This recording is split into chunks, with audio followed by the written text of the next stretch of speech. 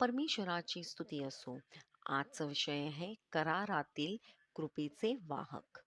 प्रेषितांचे कृत्य 3:25 म्हणते, आणि त्याने कराराचीही ज्याची देवाने आपल्या पित्राशी केली होती, अब्राहामास सांगितले, तुझ्या संततीमध्ये पृथ्वीवरील सर्व कुलांना आशीर्वाद मिळेल.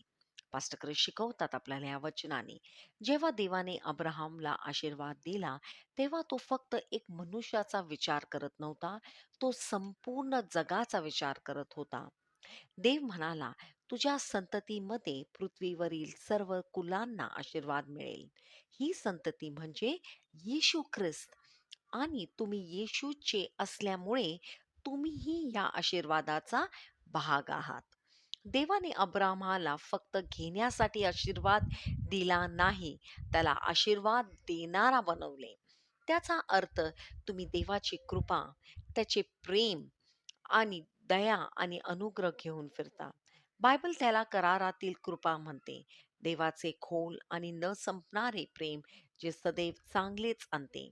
म्हणून जेव्हा तुम्ही दया दाखवता, पटकन माफ करता, प्रेमाने बोलता आणि इतरांना मदत करता, तेव्हा तुम्ही देवाच्या करारातील कृपा पसरवता. जिथे जाळ, शाळा, घर किंवा चर्च देवाचा आशीर्वाद तुमच्या मार्फत वाहतो आणि इतरांना उचलतात व त्यांना त्याचे प्रेम दाखवतात. चला प्रार्थना करू. प्रिय स्वर्गीय पिता, मला आशीर्वाद दिल्याबद्दल आणि मला आशीर्वाद ठरव ठरण्यासाठी वापरल्याबद्दल धन्यवाद. तुझे प्रेम आणि तुझी कृपा माझ्यातून इतरांना पोहोचते आणि मी माझी दुनियात अधिक सुंदर बनवते. येशू ख्रिस्ताच्या नावात, आमेन. धन्यवाद.